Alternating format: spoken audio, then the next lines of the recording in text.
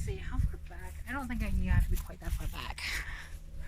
Yeah, I can move you forward and tilt you up. Alright, that should be good. Alright, sorry about that. But yeah, update on the Monaco here. So, heard a little more on the story. Because, okay, this car, as you guys know, was bought new in Saskatchewan, you know, back in 78.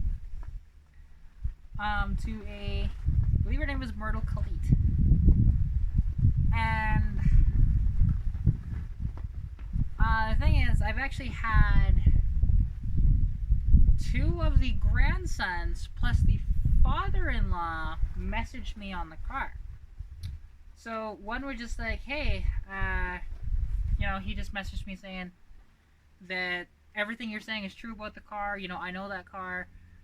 If anybody tells you otherwise, you know, that everything you're saying is true, right? And it's like, well, that's nice to know that it's reassuring that everything is correct. Because I've just been told, right? I mean, there is documentation in there, but how far can you go with that? And so she actually had a CB radio in this at one point, which is pretty cool. She would tour around, go on the CB, and just have a good time. And she moved to Eagle Hill, Alberta in 2005. And she still drove this, but just occasionally, you know, the longest trip that it would do was to Medicine Hat, which is about 3.5 hours-ish. But even then, she didn't do that often. It was maybe once or twice a year that she would do that kind of a trip. The rest of it was just like this, to the store on Sundays and stuff like that. Not a lot of traveling in it. So that's why it has really low mileage at 76,500. It's a great car. I mean, it has a powertrain somewhere, but that's okay. And so, yeah, but then I had the father-in-law, and I was just asking him a couple of other questions about her and about the car, because he does know this car. And we're just going back and forth and having a good time out here. He's actually interested in a couple of the cars out here too, so that's a bonus. Hopefully I can sell him a couple. And then, oddly enough, the grandson, Darren, I got his phone number. He's actually interested in the Monaco to buy it back, which, honestly, that's just perfect, you know? For it to go back to the family, honestly, that's where it should go. And I have no issues doing that. And, because, like I said, I prefer it that way. So that's really cool. I'll give you guys an update, and who knows, maybe I might be able to do a video when he comes along, and if he does buy it, if we can agree on a price, which I'm flexible, obviously, on this one. And yeah, because that would be really cool to talk to him and see what, you know, the story is and stuff like that, and what he can tell me more on this thing, and share that with you guys straight from the horse's mouth, right? But as well, you know, it's a cool car, and I really do enjoy this car. It's, again, there's a power drain, and the carburetor still having a little bit of issues. It's the accelerator pump. But, yeah, nothing in the world, though. Just little things. And who knows what that power drain could be. It could just be a ground wire that's not proper, or something, right? So, battery's always dead when we come out here, or mostly dead. Might just be a shitty battery, too. Even though it's a brand new battery, you never know. It does happen. Because the battery could be sitting on a shelf for months, if not years at times, and put it in. I haven't looked at the year of the battery yet, but I think it's 2019 on that battery. But yeah, and as well, I want to show you guys something that I did on this thing as well, because there was something very, very odd about this Monaco.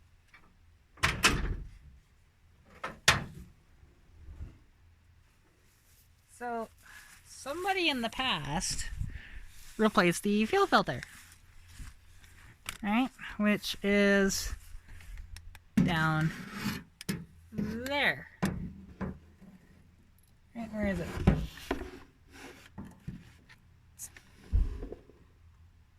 It's down there. Anyways, doesn't matter. And the thing is, the fuel filter that they got was actually for a fuel injected vehicle. So as you can see, this is it actually. And you can tell it's not that old. I mean, it might be 20 years old. It might even be 10 years old, or like 15 years old for that matter. Because Greg got this thing in about 2012, which is when she passed. So, yeah, so you see, the fuel would come up through here and out through here, but except on a fuel injected vehicle, there's a return line, which this would go straight back to the gas tank. And so what they did was, and I don't have them here, I think they got thrown out. They just blocked off this return line they just put a hose on it, and then they put a screw through it. And then they had 2 of those old style clips, you know, the squeeze style clips on here, and as well as a screw style clip. And just like, what are you doing? Like, no wonder it was leaking, right? So got the proper one. It was like $7, you know, and yeah, and it's in, and it's really nice. I have no issues there. Yeah, so I find that kind of ironic. It's just like, why wouldn't you just spend the money to get the proper one, right? Like, if you just have this lying around, it's gonna leak eventually, and it did. So, yeah, just found that kind of funny. But as well, I'm gonna give you guys a little update as well on some of the vehicles here, because we moved quite a few out. And yeah, so anyways, let's take a look at them. So here, now unfortunately, it's got quite a bit of rust on that fender, but the rest of the car is fairly solid. This is a 77 Chevy Nova with the 250 inline 6 automatic, so probably a turbo 350, maybe a 200 or something like that. I doubt it's 700 R4. But as you can see, you know, there's a little bit of rust there as well. And a couple of flat tires here and there, and you know, just, you know, it's been sitting, right? But there is a big issue. No, this might be a BC vehicle due to that saying Penticton, British Columbia. Okay, well, this is out of province. It's gonna be much harder to sell. Yeah, I mean, very, very solid vehicle, but there is a major issue with it, which I will show you in just a moment. And also, cool fact about these, if you want to open the hood, it's under here where the release. That's right. There it is. Then one little release right here.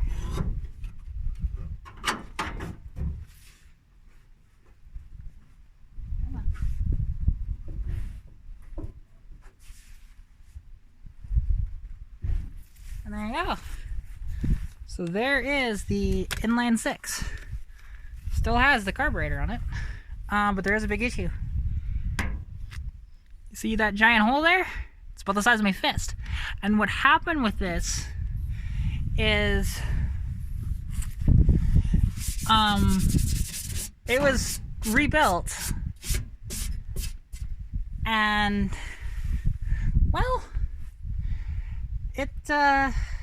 nobody put oil in it after it was rebuilt, so it just went down the road and pop. Surprised it didn't seize, honestly. It just busted a hole in the block inside. At least that's what I was told. So, you know, and as you can see, you know, 250, 1 barrel carb. Pretty cool car, actually. Fairly solid too. Again, it's just that one fender on it. I don't know a lot of information on this other than what I just told you. This is one of Jim's vehicles. He's giving me the green light to sell this, so that's nice. This is one of the ones that I think it will be one of the easier vehicles to sell. It's got a bunch of shit in it right now that Jim just needs to go through this. You know, still got the Chevy hubcaps in it. It reads 82,363 kilometers, or actually miles, which That might be original mileage, come to think of it. Looking at that. Because it doesn't look like it's out of line there. But, oh well, doesn't matter. And yeah, its door panels are in pretty good shape. Yeah, it's a very, very cool car.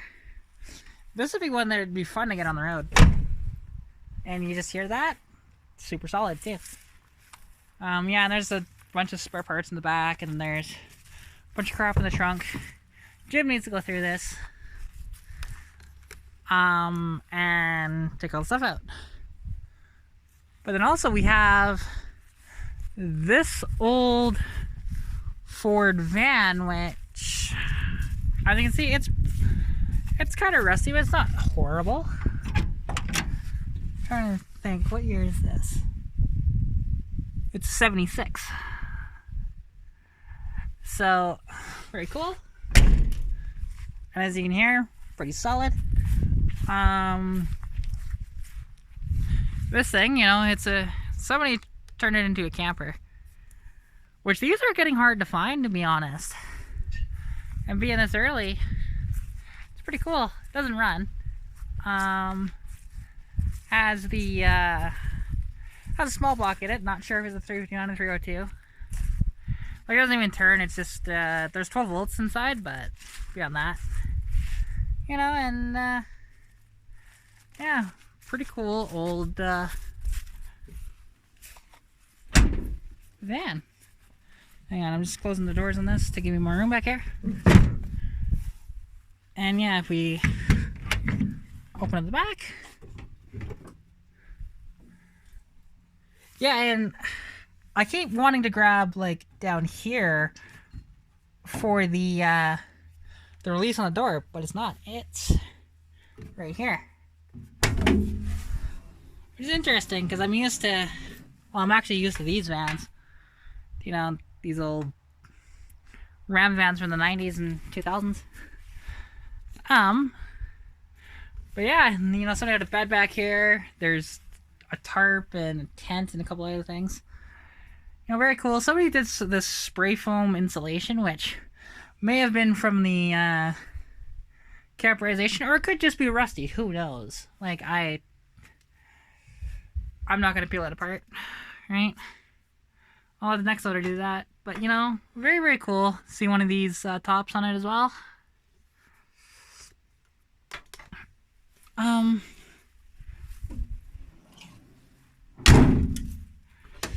And as you can hear, it's solid and even.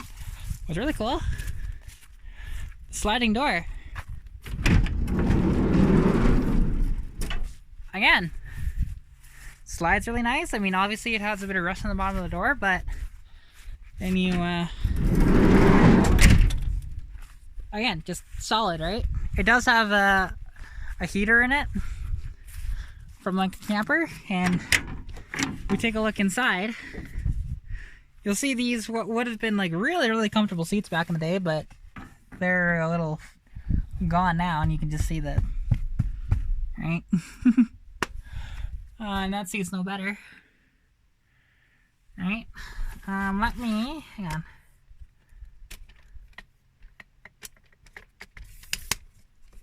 I'm adjusting the stand here. I apologize. Makes it much easier to do this for you guys.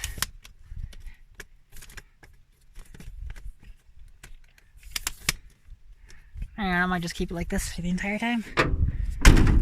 Again, just solid, right? I'll show you guys more of the interior in a moment here. But if we take a look, see, there is the venerable, can't tell if it's a 351 or if it's a 302, but regardless, it's in there. This was set up for dual batteries. Although what's curious, start a solenoid. There's another solenoid with everything hooked up to it, so why did they leave the old one there? I don't know. But it's got new connections on it, and you know, it's a pretty cool old van.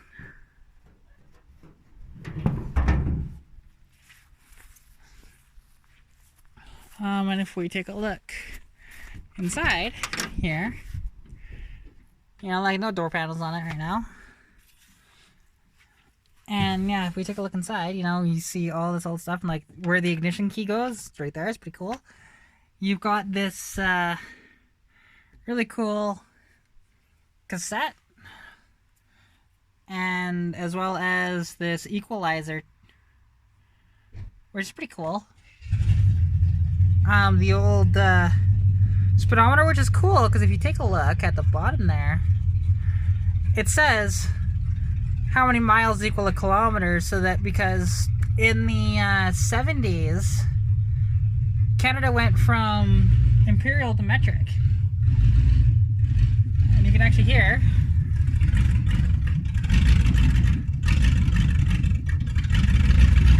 he's got the bourbon going. There's no exhaust on it, so it's a little loud. But it runs just fine. Although it sounds like it's stalling on him.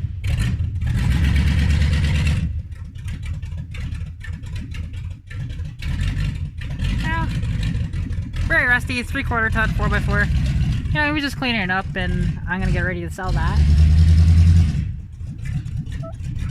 But anyways, as I was saying with these, in the early to mid to late 70s, Canada went from the imperial system to the metric system, or mostly imperial to metric. Because even today we still use some imperial here in Canada. So yeah, so having a gauge like that is pretty cool, and it shows what when we were doing that, right? Because this is 76, right in that era. And yeah, it took a while, and there's still people that still say miles instead of kilometers. So yeah, and it's 2020. But yeah, and here's the C10. I listed this one up for sale the other day. Really cool. You know, it's got rust. I'm pretty sure I did a video on this, or I didn't do a full video on this. That was part of the walk around video. But you'll notice something we did though. Like you can tell, door panels are quite nice. The interior is not too bad. Dash pads cracked, they all are. But something me and Greg were attempting to do and failed at. We tried to install the windshield ourselves, and look how well that went. Oh well, it is what it is, right? Cool old truck though. Ow.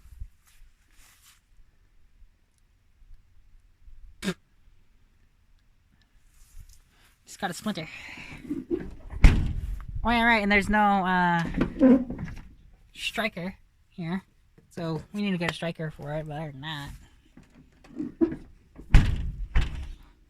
or the next owner can, whatever. It's just I've been so tired lately. It's been hard to even get out here and do any work.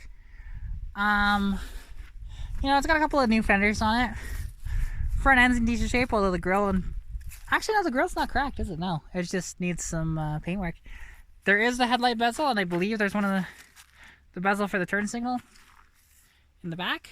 But if we pop the hood here, which trying to remember. Oh yeah, right, it's down here.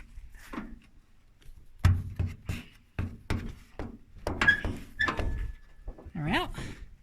Take a look under the hood. It's actually fairly clean in here. You know, but there is one kind of hokey thing. There was no bolt for the manifold, so I'm not sure who did this, whether it was Greg or whether it was Rod, but they put, you know, a rod in here and just put some wire on it. It's like, okay, there's not even gaskets on that manifold. It's not the end of the world. Like, this is just a beater truck, right? You know, it's got new connections on the for the battery. The alternator's in. You know, it's all ready to go, basically. Somebody could drive this away. It's it does have a bent hood, but I do have a spare hood around, so it'll be included in the sale. Or if they just want to keep that hood and unbed it themselves, their call. I don't care. And, you know, we got a wheel the other day. We're just going to put it on, because as cool as these wheels look, You know, you can tell that this tire is like done, right? Yeah, and same with the Buick Rallies. Like, we just had this one wheel, and we actually have 3 other ones sitting over there. So, yeah, very cool little truck though, and pretty solid too.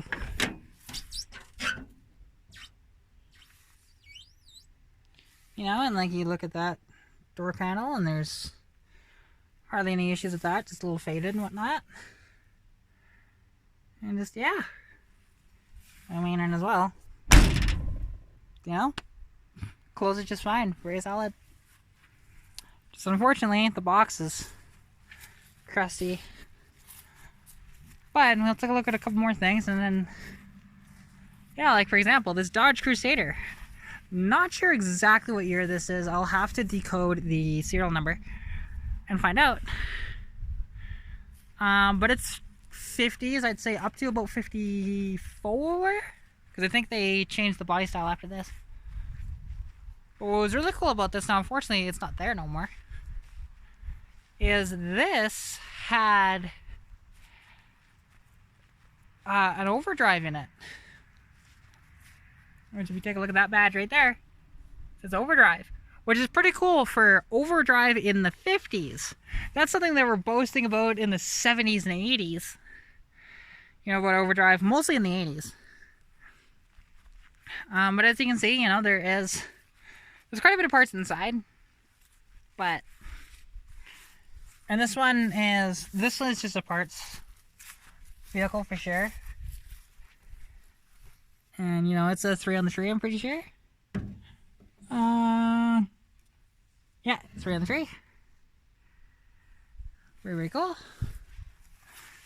And, you know, just a cool old thing. But then we have this Plymouth Cambridge, which has a Alberta plate from 73, which is pretty cool on it. I'm assuming that's the last time it was driven. And, you know, it's got a whammo there and some rust. But this one's in a lot better shape. It's almost here, although the interior, like, you'd have to pull everything out and take a look properly. I just haven't done that yet. As well as missing the drums. But there is drums around here for it, if I'm not mistaken. And if we take a look under the hood, we'll see the flat 6 in it. Very, very cool old motor. You know, always like these. And again, this is early 50s as well. Maybe, again, maybe another 54. I'm not too sure. But yeah, just super, super cool. It is missing the carburetor. And it's missing a rad for that matter. But super, super cool. And as well, something that I want to show you guys, because when I did that video, not many of you saw this video because I didn't really share it that much. I might do that in the future. But I drove this Lincoln. Now this, to what I understand, is not a flower car. Yes, it was converted in at a coachwork company in Hollywood. So this is a 1979 Lincoln Mark V that was coachworked into a pickup truck. Right, you know, and it does need some paint work and everything, but yeah, I drove this thing and it was just a lap of luxury. I love this car. I want it so bad. So I'm trying to remember, does this have it? No, this doesn't have a tailgate, does it? Oh, okay, so it does have a tailgate. It's just like that. Cool. It looks like it did, right? So that's cool. It's on a button instead of a pull thing. And yeah, it's got really nice leather inside. You know, which... Okay, it does unlock. I don't think he left the keys in it, but... Just super, super, super cool, right? 8 tracks galore. And yeah, this thing rides like a dream. And it has more power than you expect it to have. Because this has the 400 in it. And it moves along fairly good. It's got better acceleration than my car, or at least it feels like it does. But yeah, this is my favorite car on the property. Like I would almost do anything for this car. So here, let me put the stand back up.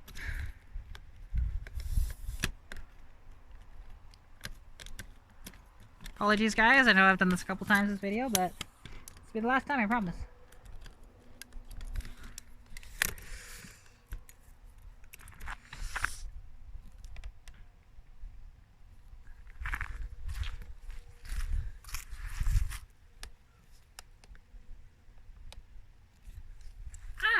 So I hope you guys enjoyed this video here.